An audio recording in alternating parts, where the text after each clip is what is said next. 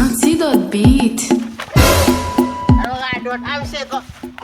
Uwi masud mo ufa ka mo eh. Ala nagbagal. Ano nga doon Masih kami? laut mo laut pasok blut. Wah, gak cuma gamun jero suram baka ko bonjo. Kaya nga sila ko na pasil kay kabat mo eh. Aduh, aduh, besi bayu fuk Ano na nga gaw doon? Mo masud fa. Mo eh. Babot lagi mo dyan. Bakti ya talo mo ya. Bakti ka ka. What niya yung shit? Nga doon. Yung shit. Mo eh. Kita duel, kita duel.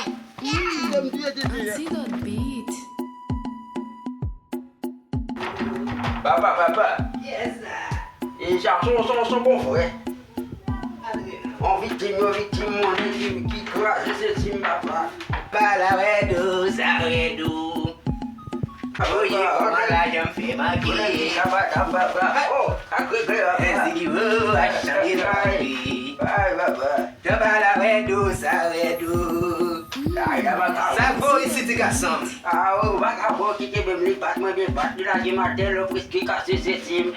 Abe shida maki tiga som. Baka pikir yo ba tiga som. Bukan shida no kali tijibu.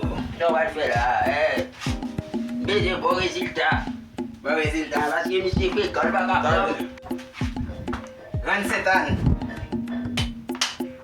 Mon jeune garçon qui vient font travail. Ah bon, ah ouais. Papa me laisser passer pour faire ça ma frère. Ça voulait me faire jeune garçon ça. Ah, misi prom ni lagi mati. Sa misi fe sok dia vel.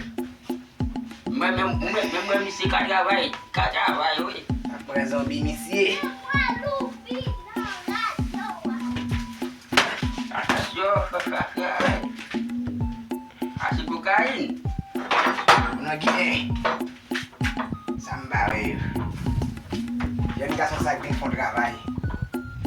Tout job. Levé. Vin travail. Jeune garçon ça. Vin justice li. Elle va m'aptou yel. Well kat travail. Mais jeune garçon ça qui travaille ou bien $77. Oui mais Lagi kau. Saya lah, ya tu. $77 bay. Mais bagi comme. No. Lem fin tu jeune garçon wa suba vin payer. Et ou ka passer. Dem nan la kou. Mwen di sa. Wè sou pa vin paye, e mwen kap pase. Bon wè, babay misi, radio. Akte de misi, sa ka prive.